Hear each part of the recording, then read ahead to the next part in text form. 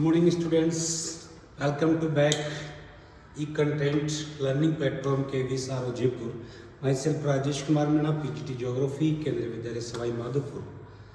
Now we are going to learn chapter Transport and Communication. पहले वाले जो first part इसका जो था उसमें हमने बहुत सारी चीज़ें इसमें पढ़ी. सबसे पहले लैंड ट्रांसपोर्ट के बारे में हमने इसमें डिस्कस किया, जिसमें road transport, national highways, state highways, district roads, rural roads, other roads, international roads और BRO बॉर्डर रोड ऑर्गेनाइजेशन या BRO बॉर्डर रोड के बारे में हमने डिस्कस किया है. As well as also discuss about the content related to the rail transport, उसके बारे में हमने पढ़ा. वाटर ट्रांसपोर्ट और अब जो नया कंटेंट इस चैप्टर में हम पढ़ने जा रहे हैं जो वाटर ट्रांसपोर्ट से रिलेटेड है, इसके बारे में हम डिटेल से इसके बारे में हम बात करेंगे कि क्या इम्पोर्टेंस है. वाटर ट्रांसपोर्ट जिस प्रकार से डिफरेंट मीन्स ऑफ कम्युनिकेशन के बारे में हमने डिस्कस किया, इसमें रेलवेज के बारे में हमने डिस्कस किया, रोडवेज के बारे में हमने डिस्कस किया और अब वाटर ट्रांसपोर्ट के बारे में हम डिस्कस करेंगे, जो एक इम्पोर्टेंट मीन्स ऑफ कम्युनिकेशन का एक पार्ट है या ट्रांसपोर्ट का एक पार्ट है जो अब हम डिस्कस करने जा रहे हैं.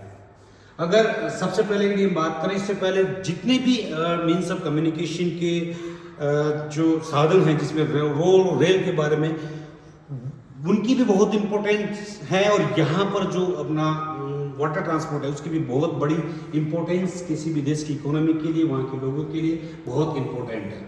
सबसे पहले हम बात करेंगे कि वाटर ट्रांसपोर्ट की क्या इम्पोर्टेंस है, क्या फीचर्स हैं. Water transport is an important mode of transport both the passengers and the cargo traffic in India. Waterway जो जल मार्ग है बहुत ही इम्पोर्टेंट साधन है किसी भी लोगों को मूव करने के लिए, लोगों को एक स्थान से दूसरे स्थान पर लाने ले जाने के लिए, as well as the cargo traffic in India. और जो भारी सामान हैं, गुड्स है, उनको कैरी करने के लिए बहुत बड़ा इम्पोर्टेंट योगदान इसका है. It is the cheapest means of transport and is the most suitable for carrying the heavy and the bulky material. That is the important content related point related to the water transport is that is the cheapest means of transport. Cheapest means of transport, and that is the more suitable for carrying heavy and the bulky material. भारी जो सामान है उनको लाने ले जाने के लिए इसका बहुत बड़ा योगदान है. It is a fuel efficient and eco-friendly mode of transport. Fuel efficient है, ज़्यादा ईंधन की खपत इसमें नहीं होती है, इको फ्रेंडली है, ज़्यादा जो पॉल्यूशन भी क्रिएट नहीं करता है. It was the cheap mode of transport before the advent of railways. Railway के आविष्कार से पहले भारत का मोस्ट ऑफ जो ट्रेड होता था अदर कंट्रीज के साथ में, अरबन कंट्रीज के साथ में, एशियन कंट्रीज के साथ में, वो उसका एक मेन जो मीन्स था वो सिर्फ वाटर ट्रांसपोर्ट था, जिसके माध्यम से लोग जो हैं एक स्थान से दूसरे स्थान पर आते जाते भी थे और ट्रेड भी करते थे. यही नहीं, it face the tough competition from the roads and railways. हालांकि हमारा ये जो वाटरवेज है इसको बहुत सारा कंपटीशन, प्रतिस्पर्धा का सामना रोडवेज से और रेलवेज से, मतलब रेल ट्रांसपोर्ट से और रोड ट्रांसपोर्ट से इसको फेस करना पड़ रहा है. तो water transport that is important means of communication. Important features related to the water transport is that is the cheapest mode. It carry heavy and bulky material from one place to another place, and that is important to carry the passengers and the cargo traffic in India. Next one, अगर हम बात करें waterways की, तो ये बहुत बड़ा, क्योंकि बहुत बड़े हैवी और वेसल्स जो है उनसे सामान लाया और ले जाया जाता है एक देश से दूसरे देश में, जो कि भारत का, अगर शुरुआत से मुझे बात करें कि हमारा जो वाटर ट्रांसपोर्ट है वो बहुत इंपॉर्टेंट है और भारत की स्ट्रेटेजिक लोकेशन जो है इसको एक बहुत बड़ा सपोर्ट जो है प्रोवाइड करती है. Water transport is the two types. General जो जल परिवहन है वो दो प्रकार से, इसको दो पार्ट्स में डिवाइड किया गया है. First one is the inland waterways and oceanic waterways. Inland waterways से यहाँ का मतलब रहता है कि देश के अंदर जो नहरें हैं या कोई झील्स हैं, उनके अंदर जो गुड्स वगैरह है, पैसेंजर्स वगैरह है, उनको एक स्थान से दूसरे स्थान पर लाने और ले जाने के लिए इनलैंड वाटरवेज का यूज करते हैं.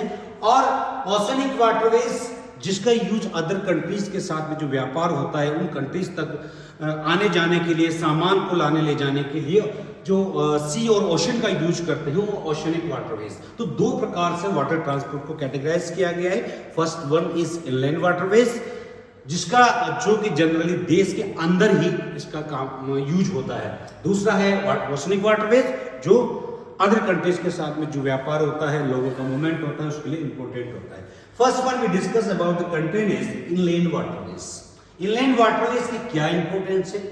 It was the cheap mode of transport before the advent of railways. ये एक इंपॉर्टेंट सोर्स रहा है रेलवे के इन्वेंशन से पहले या की शुरुआत से पहले वाटरवेज का यूज किया जाता था। It is face tough competition. हमने बताया कि ये पहले से बहुत सारी समस्याओं का सामना करना पड़ रहा है, प्रतिस्पर्धा का सामना ये रोड से रेलवे से कर रहा है। यही नहीं, diversion of reverse water for irrigation purposes made them non navigable in the large parts of their course. एक बड़ी प्रॉब्लम जो इनलैंड वाटरवेज के बारे में है कि diversion of river water for irrigation purposes.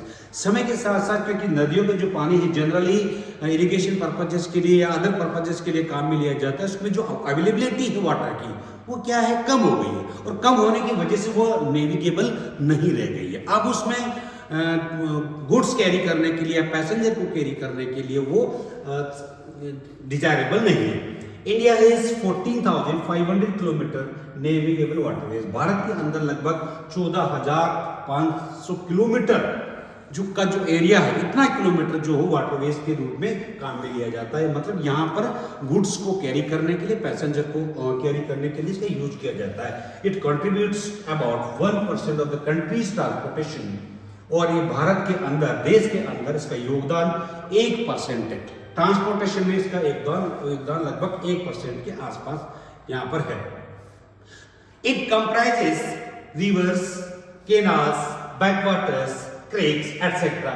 ये जो इनलैंड वाटरवेज है ये generally reverse, canals, backwaters, cracks, इनमें इनका यूज किया जाता है। इसका नदियों में किया जाता है, नहरों में यूज किया जाता है, और बैकवाटर छोटे जो स्ट्रीम से जो कहीं ना कहीं ओशन और सी के साथ कनेक्ट होती है उनमें, और छोटी छोटी जो धाराएं स्ट्रीम्स है उनमें भी इनलैंड वाटरवेज का उपयोग किया जाता है। मतलब नेविगेबल के लिए काम में लिया जाता है, ट्रेड के लिए काम में लिया जाता है, लोगों को कैरी करने के काम में इसको लिया जाता है। दूसरा जो हमारा, अगर हम बात करें दूसरे सोर्स के लिए बात करते हैं यहाँ पर, तो इनलैंड वाटरवेज के अलावा हम बहुत सारी और भी चीजें हैं जो हमारे लिए बहुत इंपॉर्टेंट है। यहाँ पर हमें डायग्राम जो ये दिखा रहा है कि किस तरह से छोटे जो क्षेत्र है या नहर है या फिर कोई झील है, उसमें किस तरह से नेविगेबल के लिए काम में इसको लिया जाता है। नौकाओं के लिए, मतलब सामान को एक स्थान से कैरी करने ले जाने के लिए या लोगों को कैरी करने के लिए यूज किया जाता है। For the development and maintenance and the regulation of national waterways in the country, the inland waterways authority was set up इन 1986। मतलब इंटरनली देश के अंदर जो इनलैंड वाटरवेज इसको और डेवलप करने के लिए, इसको मेंटेन करने के लिए और रेगुलेट करने के लिए नेशनल वाटरवेज जो है, नेशनल वाटरवेज है देश के अंदर, उसने एक इनलैंड वाटरवेज अथॉरिटी सेट की है जो 1986। क्योंकि कहीं ना कहीं हर मीन्स ऑफ कम्युनिकेशन के जो साधन है, चाहे इंडियन रेलवे हो या फिर एयरपोर्ट है या एयरवेज, इसमें एयरपोर्ट अथॉरिटी ऑफ इंडिया है, इस तरह से रोडवेज के लिए national highway authority of India है, एक इंस्टीट्यूट सेटअप किया गया जो उसको मेंटेन करने का काम, उसको रेगुलेट करने का काम ये करता है। तो इसी तरह for the development and the maintenance and regulation of national waterways in the country, the inland waterways authority was set up इन 1986। 1986 में इनलैंड वाटरवेज की अथॉरिटी की स्थापना की गई है। भारत के अंदर लगभग 111 इनलैंड वाटरवेज जो कि 5 नेशनल वाटरवेज के रूप में डिक्लेयर किए गए हैं, और लगभग कुछ ऐसे भी हैं छोटे मोटे करके और भी जो इनलैंड वाटरवेज के रूप में भी डिक्लेयर किए गए हैं, मतलब वो काम में लिए जाए। लगभग टोटल मिला के भारत में 111 जो इनलैंड वाटरवेज अथॉरिटी है, 111 इनलैंड वाटरवेज जो वो डिक्लेयर किए गए हैं, जिसमें लगभग जो कि पहले वह declared as the national waterways by the national waterways act 2016 में इस तरह से 5 नेशनल और उसके बाद में कुछ अदर जो है इनलैंड वाटरवेज के रूप में सेटअप किए गए जहां पर उसका यूज किया जाता है। अगर हम नेशनल वाटरवेज की बात करें, भारत में नेशनल वाटरवेज एक्ट है 2016 को एस्टैब्लिश किया गया है। उसमें जो हमारे 5 जो मेजर नेशनल वाटरवेज है उसको मेंटेन करने का, देखने का और उसको काम यहाँ पर इसको दिया गया है। तो सबसे पहले नेशनल वाटरवेज नंबर 1 ये कहां पर है? Allahabad Haldia stretches 1620 kilometre. कहां से? इलाहाबाद से हल्दिया। इलाहाबाद से हल्दिया के बीच में जनरली इसका यूज यहां पर किया गया है। अगर हम बात करें यहां पे कहां से, फर्स्ट वन इलाहाबाद से लेकर हल्दिया, इलाहाबाद से लेकर यहाँ पर हल्दिया तक इस वाटरवेज में नेशनल वाटरवेज नंबर 1 है जो कि लगभग 1620 किलोमीटर ही है। It is the one of the most important waterways in India. It is navigable by mechanical boats up to Patna and by ordinary boats up to Haridwar. Generally mechanised boat का use Patna तक किया जाता है और उसके बाद ऊपर जो साधारण बोट का यूज इसमें किया जाता है। It is divided into the 3 categories. इसको 3 पार्ट्स में डिवाइड किया गया है। First one is 560 kilometre from Haldia to Farakka. Haldia जो पोर्ट है वहां फरक्का डैम तक 560, फरक्का से पटना के बीच में 460 किलोमीटर एंड पटना से इलाहाबाद तक लगभग 600 किलोमीटर। इस तरह से total 1620 kilometre national waterways number 1 है जो कि जनरली इलाहाबाद से हल्दिया जो पोर्ट है वहां तक ये एस्टैब्लिश किया गया है। दूसरी तरफ दूसरा जो हमारा वाटरवेज है, waterways national waterways number 2, national waterways number 2 के लिए हम बात करें तो ये जो है डिब्रूगढ़ मतलब सादिया से धुबरी जो नॉर्थ ईस्टर्न पार्ट में है, सादिया से धुबरी के बीच में, यहां पर सादिया से धुबरी के बीच में नेशनल वाटरवेज नंबर 2 है। Sadia Dhubri stretches the national waterway number 2 about 891 kilometers. The Brahmaputra is navigable by steamers up to Dibrugarh. Dibrugarh में जो ब्रह्मपुत्र नदी है उसमें नेविगेबल है। इसके अलावा स्टीमर अप टू डिब्रूगढ़ और which is the share by India and Bangladesh के मोस्ट ऑफ पार्ट जो है कुछ स्टीम्स जो है वो जो ब्रह्मपुत्र रिवर है उसका कुछ पार्ट जो बांग्लादेश में भी काम में लिया जाता है। कहने का कुल मिला के अगर हम बात करें तो नेशनल वाटरवेज नंबर 2 जो सादिया से धुबरी के बीच में है वो 891 किलोमीटर है। उसके बाद हम बात करें नेशनल वाटरवेज नंबर 2 की तो 2 के बाद 3 की तो नेशनल ये कहाँ है? कोट्टापुरम से कोल्लम के बीच में। कहाँ है?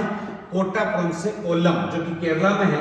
It include 168 kilometre of west coast canals along with the Champakara canal and Udyogamandal canal लगभग 14 किलोमीटर। यहां पर जनरल टोटल मिलाकर 205 किलोमीटर से कोट्टापुरम से कोल्लम के बीच में नेशनल वाटरवेज नंबर 3 है। यहां का अगर बात करें तो यहां केरला में कोट्टापुरम से कोल्लम के बीच में नेशनल वाटरवेज नंबर 3 है। First national waterways number 1 Allahabad to Haldia, number 2 Sadiya से धुबरी और नंबर 3 कोट्टापुरम से कोल्लम के बीच में हमारा नेशनल वाटरवेज नंबर 3 है।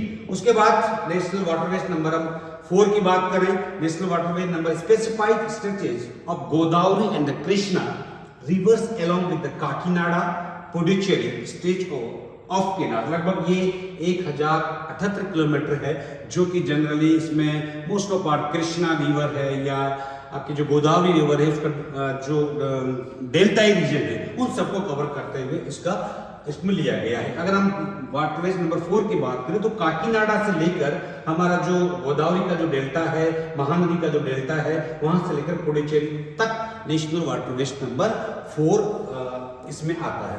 अगर हम नेशनल वाटरवेज नंबर 5 की बात करें, specified stretches of Brahmani along with the Meitei reverse, Brahmani reverse, Meitei reverse, delta channels of Mahanadi and Brahmani rivers and east coast canals. It covered the state of West Bengal and the Odisha. Generally क्या national waterway number 2 जो है Meitei reverse, ब्राह्मणी reverse और महानदी का जो डेल्टाई reason है उसको cover करते हुए लगभग 588 किलोमीटर में इसका विस्तार है। अगर हम बात करें नेशनल वाटरवे नंबर, यहाँ पर जो नेशनल वाटरवे नंबर 5 है, यहाँ पर जो है आपकी जो रिवर्स है, आपकी जो महानदी का जो डेल्टा है, इसको पूरे पार्ट को ये महाराष्ट्र और वेस्ट बंगाल को ये कवर करते, मेतई रिवर्स में है, ब्राह्मणी रिवर्स में है, और इसका जो महानदी का डेल्टा पार्ट है ये भी नेशनल वाटरवे नंबर 5 में इसको इंक्लूड किया गया है।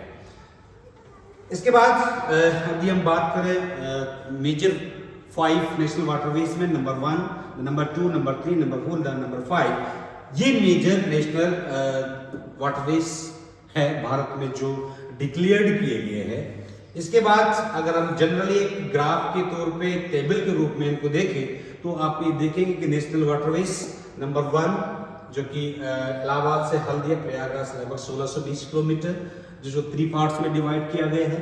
नेशनल वाटरवे नंबर 2 सादिया से धुबरी के बीच में लगभग 891 किलोमीटर जो कि जनरली ब्रह्मपुत्र रिवर्स का मोस्ट ऑफ पार्ट इसमें आता है। नेशनल वाटरवेज नंबर 3 जो कि कोट्टापुरम से कोल्लम जो केरला में है लगभग 205 किलोमीटर। नंबर 4 जो जनरली कृष्णा और गोदावरी रिवर्स में है के एरिया से पुडुचेरी तक, काकीनाडा से पुडुचेरी तक है। और नंबर 5 जो है मेतई रिवर्स और महानदी का जो डेल्टा है, ब्राह्मणी रिवर्स है, ईस्ट कोस्ट केनाल है, उनको मिलाकर लगभग 588 किलोमीटर नेशनल वाटरवेज नंबर 5 में शामिल किया गया है। इसके बाद अगर हम आगे चले मेजर नेशनल वाटरवेज के बाद में इनके एक्सपेंशन के लिए हम बात करें, किस तरह से इनका विस्तार समय के साथ हुआ है और आगे की क्या प्लानिंग है। बहुत सारे ऐसे एरियाज हैं जिनको आइडेंटिफाई किया गया है इस पर्पस के लिए इनलैंड वाटरवेज के रूप में। एक्सपेंशन ऑफ नेशनल वाटरवेज यदि बात करें तो inland waterways authority has also identified 10 others inland waterways which could be upgraded. मतलब 10 ऐसे वाटरवेज जो आगे के लिए इनलैंड वाटरवेज के रूप में आइडेंटिफाई किया, जिसको अपग्रेड किया जा रहा है इस पर्पस के लिए, जो कि backwaters canal of Kerala has का special significance in the inland water. इसका एक इंपॉर्टेंट बैकवाटर है केरला के अंदर, यहाँ पर एक इसकी विशेष इंपॉर्टेंस है, ये भी इसमें एक पार्ट है। Apart from providing cheap means of transport, ये ट्रांसपोर्ट के साधन सुविधा तो प्रोवाइड करते ही करते हैं, they are also attracting the large number of tourist in the Kerala. उन लोगों को अट्रैक्ट करने का एक पिकनिक स्पॉट के रूप में लोगों को अट्रैक्ट करने का काम ये इनलैंड वाटरवेज जो करते हैं। The famous Nehru trophy boat race is also held in the backwaters. और जनरली यहाँ पर केरला के अंदर ही जो वल्लमकली है वहाँ पर जो बैकवाटर्स हैं, इनलैंड वाटरवेज हैं, जो कि यूज किया जाता है, वहाँ पर भी इसको बोट रेस के रूप में जो नेहरू ट्रॉफी है बोट रेस के रूप में भी उसका यूज किया जाता है। नेशनल वाटरवेज के बाद में हम दूसरा जो इनलैंड वाटरवेज के बाद में हम नेशनल वाटरवेज के रूप में हम जो ओशनिक वाटरवेज के लिए बात करें तो जनरली जो वो है जो दूसरे कंट्रीज के साथ में महासागरों के माध्यम से या सी के माध्यम से दूसरे जो कंट्रीज है उनके साथ में व्यापार होता है, वो इसमें शामिल किया गया है। ओशनिक वाटरवेज के बारे में इंडिया है तो सबसे क्या ऐसी चीजें हैं, बहुत सारी ऐसी चीजें हैं जो भारत को इस तरह से ज्यादा जो स्ट्रेटेजिक इंपोर्टेंस जो है भारत की, वो हमें इसके लिए बहुत अच्छी सुविधाएं प्रोवाइड कर रहे हैं। मतलब ओशनिक वाटरवेज के रूप में एक्सपोर्ट और इंपोर्ट में और लोगों के मूवमेंट में महत्वपूर्ण सुविधाएं प्रोवाइड करती हैं। ओशनिक वाटरवेज के लिए बात करें तो इंडिया है तो वास्ट कोस्ट लाइन 7,517 किलो। भारत की जो तटीय रेखा है वो एक बहुत लंबी है, इंक्लूडिंग आइलैंड्स, जिसमें आइलैंड भी शामिल है, जिसमें हमारा अंडमान निकोबार आइलैंड और लक्षद्वीप का पार्ट भी इसमें शामिल है। 12 मेजर्स लगभग 12 मेजर पोर्ट्स, ईस्ट कोस्ट पे वेस्ट कोस्ट पे लगभग 12 मेजर पोर्ट्स और 200 माइनर पोर्ट्स है जो जनरली ओशनिक वाटरवेज की फैसिलिटी जो प्रोवाइड करते हैं। मतलब दूसरे कंट्रीज के साथ में जो व्यापार होता है, लोगों का जो मूवमेंट होता है, गुड्स का जो फ्लो होता है, उसमें ये सपोर्ट करते हैं। ओशनिक रूट्स जो है एक महत्वपूर्ण भूमिका निभाते हैं जनरली ट्रांसपोर्ट सेक्टर के मामले में, और जो कि भारतीय जो इंडियन इकोनॉमी है उसमें एक बहुत बड़ा योगदान इसका है। Approximately 95% of India's foreign trade, लगभग 95% जो भारत की जो फॉरेन ट्रेड होता है और बाय वॉल्यूम से, और लगभग 70% जो है उसकी वैल्यू से, वॉल्यूम से और वैल्यू से दोनों जो है वो ओशनिक रूट से ट्रेड होता है। अगर हम बात करें उसके मात्रा की बात करें, वॉल्यूम की लिए बात करें और वैल्यू की बात करें, लगभग 95% जो भारत का फॉरेन ट्रेड है वो जो गुड्स वगैरह है फ्लो होती है, और लगभग 70% वैल्यू का जो टोटल ट्रेड का लगभग 70% जो है वैल्यू के रूप में ओशनिक रूट्स के माध्यम से फ्लो होता है।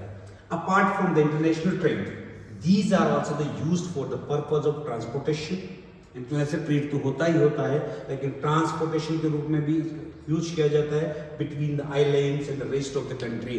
जो एक जैसे मान लीजिए कोस्ट एरिया से अगर हम लक्षद्वीप हमें जाना हो या अंडमान निकोबार आइलैंड जाना हो, तो उसके लिए भी हम इसको काम में लिए जाते हैं। मतलब एक स्थान से दूसरे स्थान पर जाने के लिए, मतलब ट्रांसपोर्टेशन पर्पजेस के रूप में भी हमारा जो ये वाटरवेज हैं, ओशनिक वाटरवेज है, ये फैसिलिटी प्रोवाइड करता है।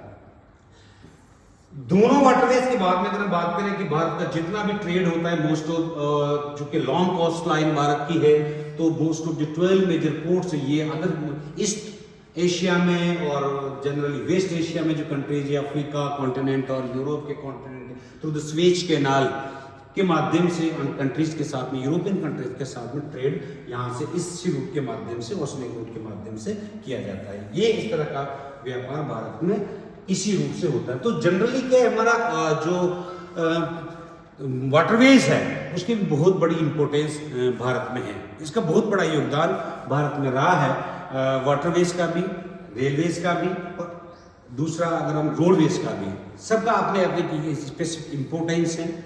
अब हम बात करेंगे एक और means of transport, air transportation. Air transport is the fastest mode of movement from one place to another. दूसरा जो एयर ट्रांसपोर्ट के लिए बात करें, जो वायु मार्ग की बात करें, जो साधन की बात करें, वायुयान की बात करें, एयर ट्रांसपोर्ट के लिए बात करें, तो ये फास्टेस्ट मोड ऑफ ट्रांसपोर्ट है, सबसे तेज गति से चलने वाला। क्यों? मतलब जो फैसिलिटी ये प्रोवाइड करता है, इमरजेंसी के समय में कहीं पर आना जाना हो, चाहे हजारों किलोमीटर का डिस्टेंस विद इन आवर्स में ये कवर करने का काम ये करता है। It has reduce the distance by minimising and the travel time, समय जो है वो कम करता है। It is essential for vast countries, क्योंकि भारत एक बड़ा देश है और यहाँ पर डिफरेंट डाइवर्सिटीज और डिफरेंट फिजिकल डिविजन्स यहाँ पर हैं। ऐसी स्थिति में वेयर डिस्टेंसेज आर लार्ज, जहाँ पर बहुत सारी दूरियां हैं, लॉन्ग डिस्टेंसेस हैं, तो ऐसे समय पर और the terrain and the climatic condition, different climatic condition है और फिजिकल डिवीजन है, जोग्राफिकल डिवीजन यहाँ पर देखने को मिले, तो ऐसे समय में उन एरियाज में, दूर दराज के इलाकों में, पहाड़ी इलाकों में या जो फॉरेस्ट एरिया है, नॉर्थ ईस्टर्न का पार्ट है, वहाँ पर इजीली वहाँ पर अप्रोच किया जा सकता है। तो एयर ट्रांसपोर्ट इन इंडिया में at the beginning in 1911, Bharat में जो एयर ट्रांसपोर्ट की शुरुआत एक छोटे से स्तर पर इलाहाबाद से नैनी के बगल 10 किलोमीटर की डिस्टेंस पे किस रूप में हुई? सिर्फ जो मेल के रूप में हुई। मतलब जनरली इसका जो यूज किया गया सिर्फ मेल ऑपरेशन के लिए किया गया, संदेश के लिए भेजने के लिए यूज इसका किया गया। But it's real development took place in the post independence, लेकिन इसकी वास्तविक जो शुरुआत होती है भारत में, जो एयरवेज की शुरुआत होती है वो होती है आज़ादी के बाद। देश की आज़ादी के बाद में वास्तविक शुरुआत होती है। The airport authority of India is responsible for the providing safe, efficient and air traffic and aeronautical communication services in Indian air space. और भारत में जो जिस तरह से हर प्रकार के अलग अलग डिफरेंट मिनिस्ट्रीज के अंडर में जो मीन्स ऑफ कम्युनिकेशन को जो मेंटेन करते हैं, तो उसके लिए जैसे रोडवेज के लिए national highway authority of India है या एयरपोर्ट अथॉरिटी ऑफ इंडिया है, जो एयर ट्रांसपोर्ट को मीन्स ऑफ एयर ट्रांसपोर्टेशन को देखता है। इसलिए एक एफिशिएंट और सेफ सर्विस प्रोवाइड करने का काम, जिम्मेदारी एयरपोर्ट अथॉरिटी ऑफ इंडिया के पास में है। Pawan Hans is the helicopter service operating in the hilly areas and widely used for the tourists. एक पवन सर्विसेज जो tourist purpose north eastern part में लोगों को लाने ले जाने के लिए इमरजेंसी के टाइम पर सर्विस प्रोवाइड करने का काम करता है। और साथ ही साथ पवन हंस लिमिटेड जो है वो हेलीकॉप्टर सर्विस प्रोवाइड करता है during the natural calamities, tourism and petroleum. मतलब पेट्रोलियम सेक्टर में भी ये सर्विस प्रोवाइड करता है, टूरिज्म में भी ये सर्विस प्रोवाइड करता है। साथ ही साथ जो आवश्यकता के समय जरूरत के जब पहुंचना हो उसी समय में भी ये सर्विस प्रोवाइड करने का काम हमारा पवन हंस लिमिटेड जो वो काम करता है, जो कि भारत सरकार के अधीन एक उपक्रम है। एयर ट्रांसपोर्टेशन की बात करें, साथ ही साथ इसी के अंदर भारत सरकार ने एक प्रोग्राम 2016 में उड़े देश का आम नागरिक उड़ान कार्यक्रम लागू किया गया, जिसका मेन मकसद था कि लोगों को ज्यादा से ज्यादा अफोर्डेबल मतलब जो उनकी आवश्यकता के अनुसार सर्विस प्रोवाइड करना, अफोर्ड करवाना आम नागरिक को। तो उड़ान उड़े देश का आम नागरिक is the first of its kind of scheme globally, started by the central government of India in 2016, designed to jumpstart the regional aviation market. Regional connectivity schemes UDAN was conceived by the Ministry of Civil Aviation, Government of India. Bharat का जो नागरिक उड्डयन मंत्रालय है उसके द्वारा ये चलाई जा रही है, जिसका मेन मकसद है छोटे से छोटे क्षेत्र में कनेक्टिविटी बढ़ाना and to promote the regional connectivity by making fly affordable for the common citizen. जो साधारण व्यक्ति है उसको ये फैसिलिटी अफोर्ड कराना, उनको दिलाना। The central ideas of the schemes is to encourage airlines to operate flights on the regional and the remote routes through the enabling policies and extending incentives. ज़्यादा से ज़्यादा सरकार के द्वारा, मिनिस्ट्री के द्वारा, जो मंत्रालय है नागरिक उड्डयन मंत्रालय, इसके द्वारा ज़्यादा से ज़्यादा सर्विसेज रिमोट एरियाज में भी बढ़ाने का प्रयास किया जा रहा है, ताकि जो आम नागरिक हैं वो इस सुविधाओं का लाभ ले सकें। ये इसी तरह भारत में एयर जो सर्विस एयर इंडिया जो कि आजकल टाटा कंपनी ने के पास में आ गई है, लेकिन जो इंडियन एयरलाइंस और एयर इंडिया दोनों जो ये इस तरह का जो सर्विसेज एयर ट्रांसपोर्ट की फैसिलिटी प्रोवाइड कर रहा है, कि इसके साथ साथ में बहुत सारी ऐसे प्राइवेट कंपनीज हैं जो सर्विस प्रोवाइड कर रही है, जिसमें इंडिगो वगैरह हो गई, ये टाटा की जो एयरलाइंस है वो हो गई, और भी बहुत सारी ऐसी हैं जो इस तरह की सर्विसेज प्रोवाइड कर रही है। इसके बाद हम बात करेंगे ऑयल गैस पाइपलाइन की। पाइपलाइन ये भी एक बहुत इंपॉर्टेंट साधन है ट्रांसपोर्टेशन का, जो कि ऑयल एंड गैस दोनों के काम में इसको लिया जाता है। क्या इंपॉर्टेंस है इसके बारे में यदि हम बात करें तो oil and gas pipelines are the most convenient and efficient mode of transporting the liquids and gases over long distances. लंबी दूरी तक जो लिक्विड्स हैं, द्रव पदार्थ हैं, जैसे तेल हो गया या गैसेस वगैरह हो गई, उसको एक स्थान से दूसरे स्थान पर लॉन्ग डिस्टेंस तक ले जाने के लिए पाइपलाइंस का बहुत बड़ा योगदान है। Even solids can also be transported by the pipelines after the converting them into the slurry. Solid portion को भी slurry में कन्वर्ट करके लिक्विड फॉर्म में कन्वर्ट करके पाइपलाइन के माध्यम से कैरी करने का काम ये पाइपलाइंस करती हैं।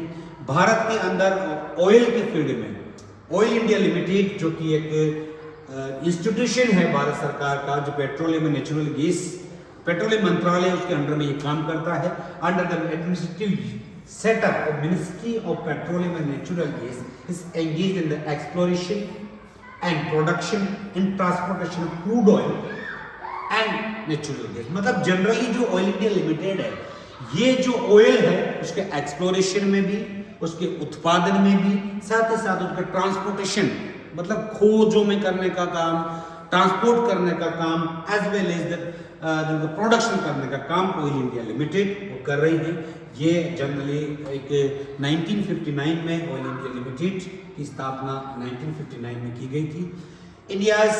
एशिया की first cross country pipeline covering a distance of 1157 kilometre was constructed by oil India limited from Naharkatiya oil field in Assam to Barauni refinery in Bihar.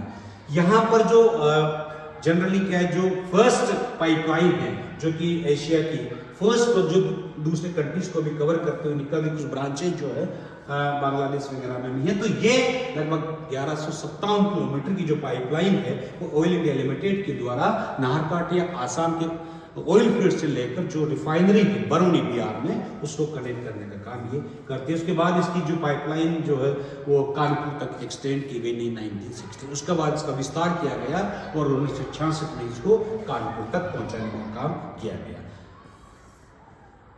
ये ऑयल इंडिया लिमिटेड जो एक बड़ा उपक्रम है भारत सरकार का, जो इस तरह के एक्सप्लोरेशन के लिए, ऑयल एक्सप्लोरेशन में, ट्रांसपोर्टेशन में इसकी महत्वपूर्ण भूमिका है, जो इस तरह का काम कर रही है। दूसरा जो गैस के मामले के लिए बात करें, गैस के मामले में जो गेल इंडिया लिमिटेड है ये इस संदर्भ में काम कर रही है।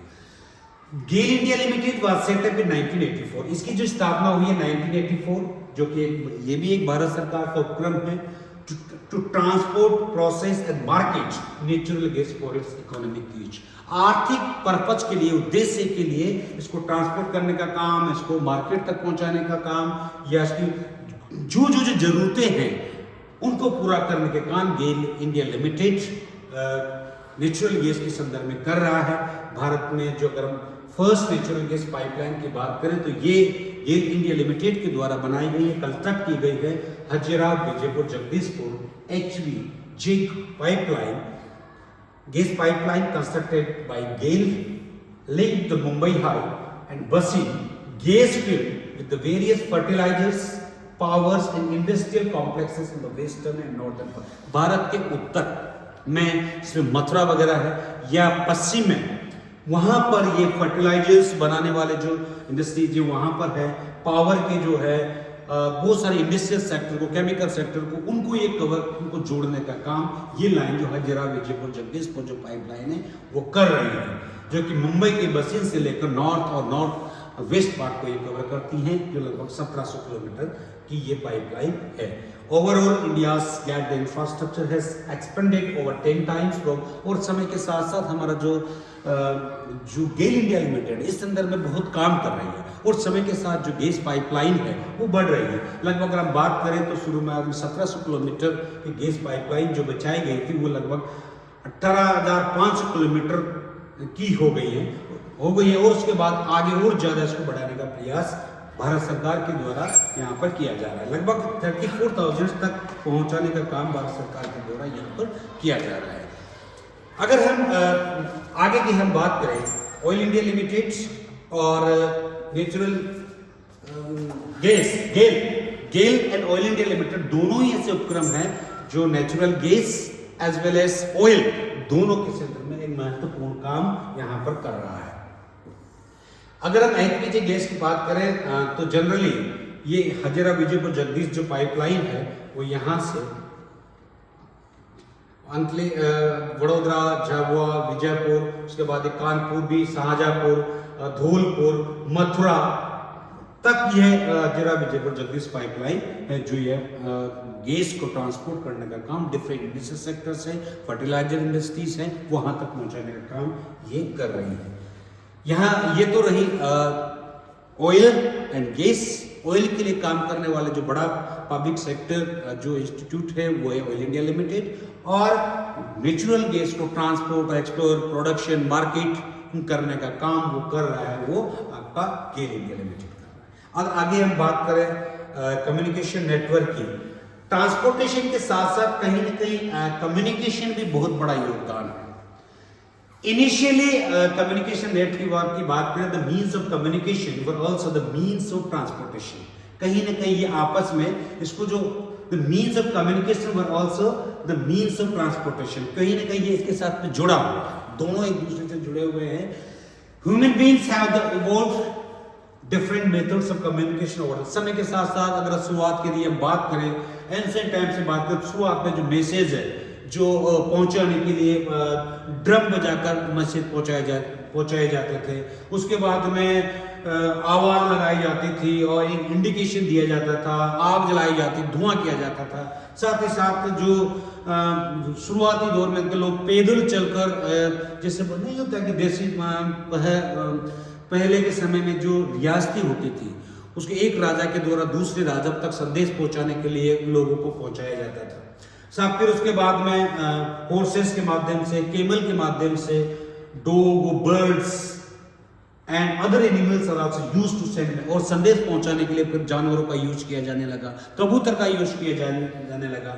उसके बाद जैसे जैसे टेक्नोलॉजी बढ़ी, कम्युनिकेशन के साधनों का स्प्रेड हुआ, उसके बाद post office, telegraph, press, telephone, satellite etcetera had made the communication much faster and easy. उसके बाद में जैसे जैसे डेवलपमेंट हुआ, टेक्नोलॉजी बढ़ी, उसके साथ साथ बहुत सारी चीजें जब बढ़ी तो ये वो भी फास्टर हो गया, इजी भी हो गया, कम लागत में बहुत सारे लोगों तक पहुंचने लगा। Development in the field of science, जैसे जैसे विज्ञान और तकनीकी क्षेत्र में डेवलपमेंट हुआ है, तो इन उसी के साथ साथ जैसे जैसे कम्युनिकेशन के क्षेत्र में एक नई क्रांति का योगदान, क्रांति आ गई है। Development in the field of science and technology contribution to bringing about evolution in the field of communication. Communication के क्षेत्र में विज्ञान और तकनीकी ने बहुत बड़ा योगदान यहाँ पर दिया है, एक क्रांति लेकर ये आई है। कम्युनिकेशन नेटवर्क की बात में हम बात करें आगे, तो ये जनरली क्या है, अब अलग अलग लोगों के द्वारा ये जो कम्युनिकेशन साधन है अपने नीड्स के हिसाब से, अपनी आवश्यकता के हिसाब से अलग अलग जो साधन है वो यूज करते हैं मैसेज कन्वे करने के लिए। On the basis of scale and the quality, the mode of communication can be divided in the following categories. Scale और क्वालिटी के हिसाब से जो कम्युनिकेशन का जो साधन है उसको जनरली दो पार्ट्स में कैटेगराइज किया गया है, एक पर्सनल कम्युनिकेशन, एक मास कम्युनिकेशन। पर्सनल कम्युनिकेशन का मतलब ये होता है कि जो मतलब इंडिविजुअली लोगों से बात किया जाता है, मतलब उसको बोलते हैं आपका ये टू वे कम्युनिकेशन है, जिसमें letters, telephone, Telegram, fax, email, internet, ये पर्सनल कम्युनिकेशन है। दूसरा है मास कम्युनिकेशन, जो एक समय में बहुत सारे लोगों तक पहुंचता है, जो कि एक one way communication, radio, TV, cinema, satellite, newspapers, magazine, books, public meeting, seminars and conference also, ये एक मास कम्युनिकेशन के पार्ट्स है। तो स्केल और क्वालिटी के हिसाब से जो कम्युनिकेशन है उसको दो पार्ट में डिवाइड किया गया है, एक पर्सनल कम्युनिकेशन और दूसरा है मास कम्युनिकेशन। इंडिविजुअली लोगों तक मैसेज पहुंचाने के लिए पर्सनल कम्युनिकेशन का यूज किया जाता है, ज्यादातर लोगों तक जब संदेश पहुंचाया जाता है तो उसको मास कम्युनिकेशन कहते हैं, ज्यादातर लोगों तक जब पहुंचता है। अगर हम पर्सनल कम्युनिकेशन की बात करें, when the information is shared between two or more individuals is called the personal communication। जब दो लोगों के बीच में या इंडिविजुअल लोगों के बीच में बात शेयर की जाती है, मैसेज किया जाता है, संदेश पहुंचाया जाता है, तो वो पर्सनल कम्युनिकेशन आता है। among all the personal communication system, internet is the most effective and advanced।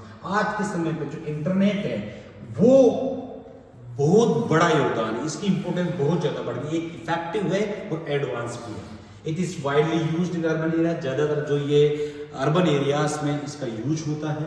The internet is like to huge central warehouse of data with detailed information on various items. हम कहते हैं कि हमारा जो data जो वो शेयर नहीं होता है, लेकिन ये जो इंटरनेट है ये क्या है, एक वेयर हाउस है जो डाटा कलेक्ट करने का काम करता है। पूरा डाटा जो उनके पास में अवेलेबल होता है। It enables the user to establish direct contact through the emails to get access to the world of knowledge or information। Internet के माध्यम से दूसरे कंट्री में कहीं पर भी बैठे बैठे हम ईमेल कर सकते हैं, नॉलेज गेन कर सकते हैं, सूचना दे सकते हैं, सूचना ले सकते हैं, कोई भी इंफॉर्मेशन वर्ल्ड में से ले सकते हैं। क्या हो रहा है देशों के अंदर, वो सारी इंफॉर्मेशन हम इंटरनेट के माध्यम से हम प्राप्त कर सकते हैं। It is increasingly used for e commerce, carrying out money transaction. आजकल इंटरनेट के माध्यम से तुरंत पैसा ट्रांसफर कर देते हैं।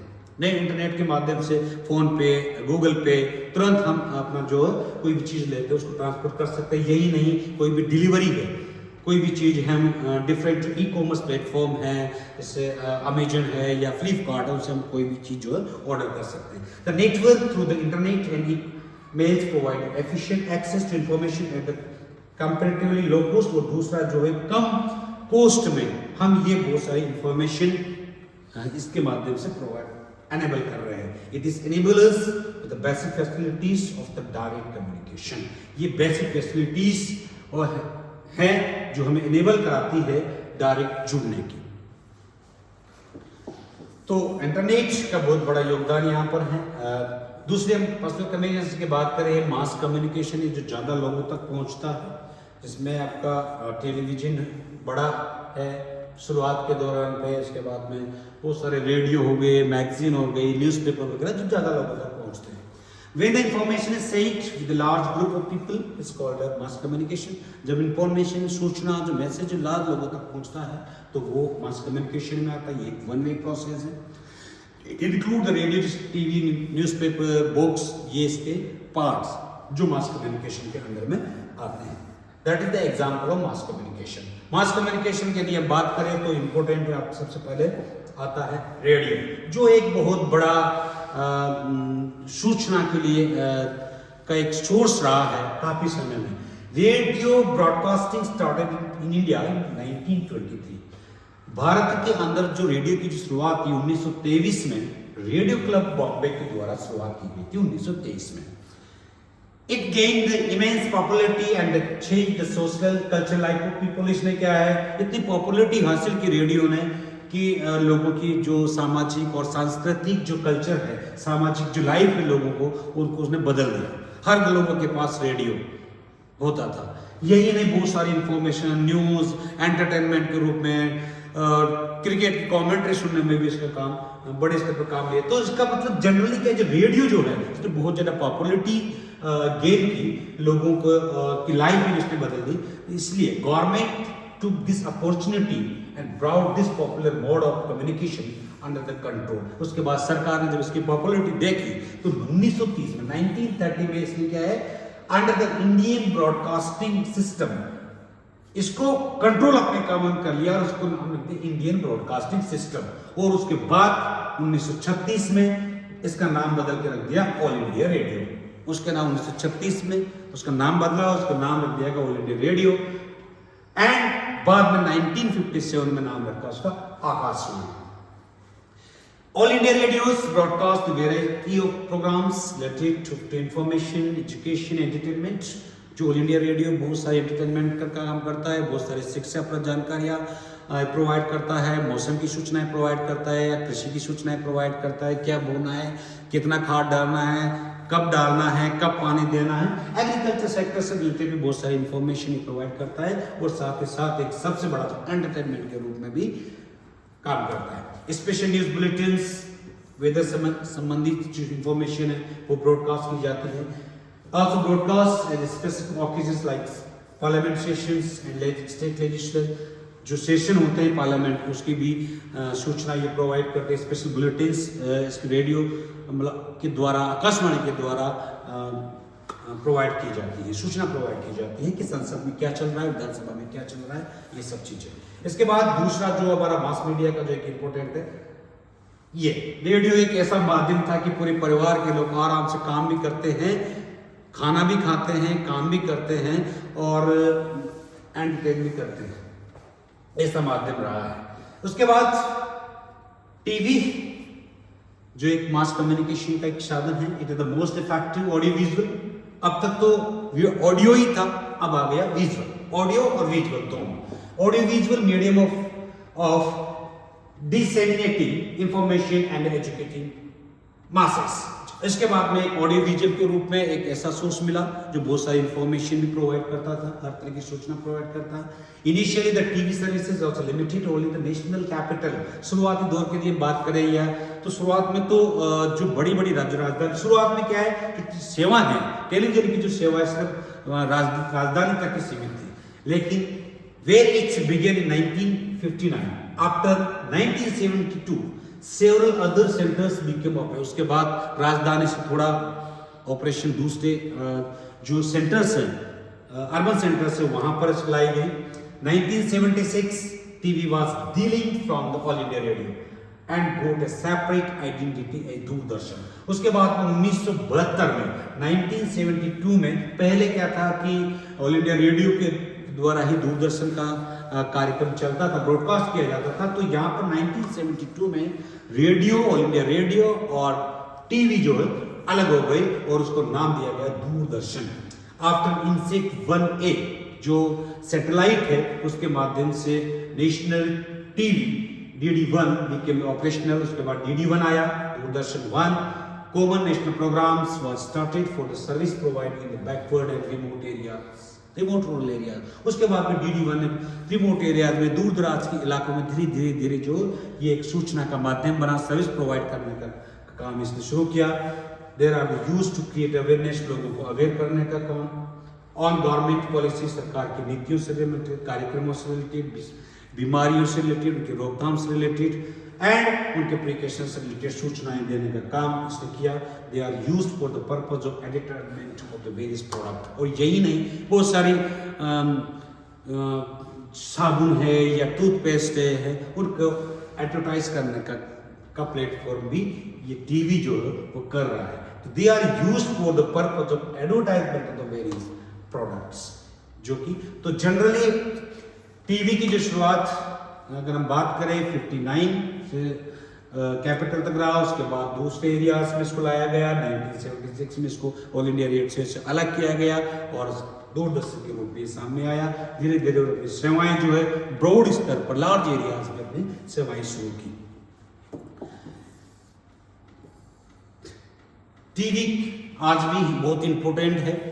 आजकल जो IPL वगैरह है तो देखने का काम इससे हो रहा है, लेकिन आजकल तो मोबाइल हो गया, तो कहीं पर भी बैठकर लोग जो है मोबाइल में अपना IPL मैच देख रहे हैं।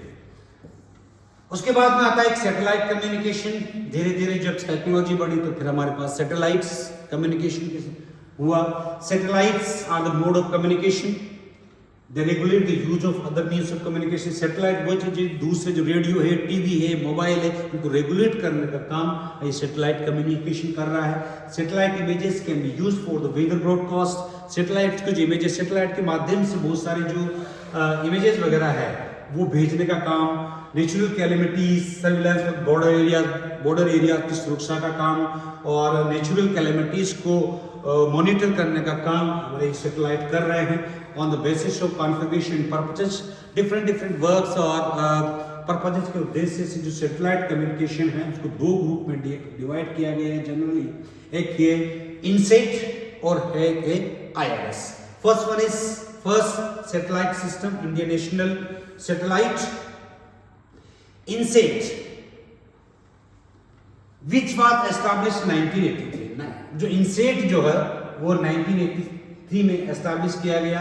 एक मल्टीपर्पज सैटेलाइट लॉन्च किया गया फॉर द टेलीकम्युनिकेशन, जिससे टेलीकम्युनिकेशन में हमें सूचना मिली, मौसम से संबंधित जानकारियां हमें मिलना शुरू हुई और and other various data and programmes और कई बहुत सारी चीजें जो है इनसेट सैटेलाइट के माध्यम से हमें मिलना शुरू हुई। पहले जब देखा जाता था कि जब आज के 5-7 साल पहले जब मौसम विभाग जब सूचना देती थी कि कल बारिश होगी, लेकिन कुछ होता नहीं था। लेकिन आजकल सटीक इंफॉर्मेशन विद इन आवर से करेक्ट इंफॉर्मेशन डिफरेंट सैटेलाइट्स के माध्यम से हमें एक्यूरेट इंफॉर्मेशन से संबंधित मिल रही है। तो टेलीकम्युनिकेशन एंड मेट्रोलॉजिकल ऑब्जर्वेशन के लिए भी इसका यूज किया जा रहा है।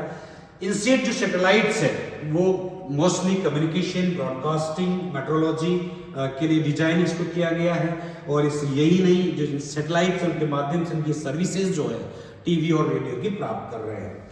INSAT cover wide area, large बड़े एरिया को ये कवर करता है, providing service to the entire Indian support. और ये पूरे भारतीय महाद्वीप में ये सर्विस प्रोवाइड करता है। एक ऐसा सैटेलाइट है जो जनरली भूमध्य रेखा के आसपास जो वो स्टेशनरी होकर एक जगह रहकर वो पूरी इंफॉर्मेशन कलेक्ट कर रहा है।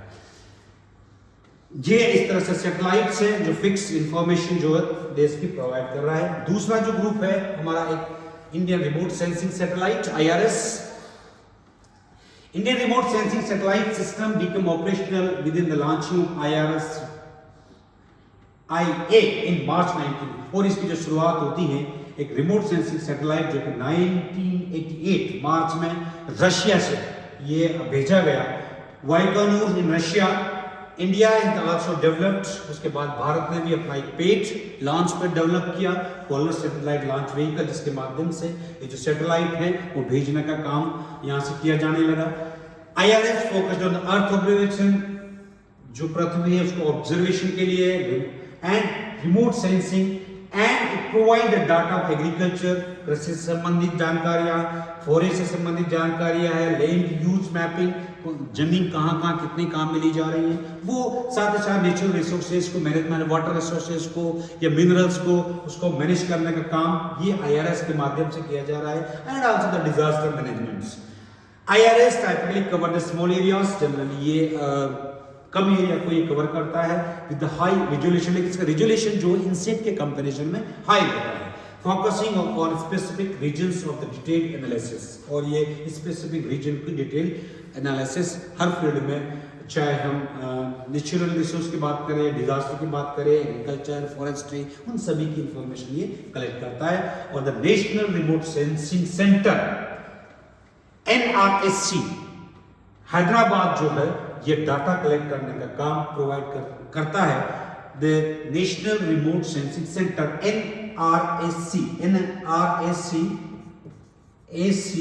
जो हैदराबाद में है, ये फैसिलिटीज प्रोवाइड करता है डाटा प्राप्त करने का एंड उसको प्रोसेसिंग का काम ये सेंटर यहाँ पे हैदराबाद में कर रहा है। तो जनरली इन दोनों सैटेलाइट्स का मतलब IRS और इनसेट दोनों ही समय के साथ टेक्निकल एडवांसमेंट का एक महत्वपूर्ण कदम है।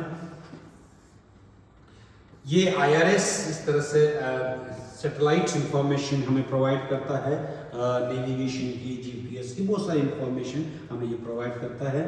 और इसके साथ ही दोस्तों ये चैप्टर हमारा खत्म होता है। आशा है कि शायद आप लोगों को समझ में आया होगा। Thank you.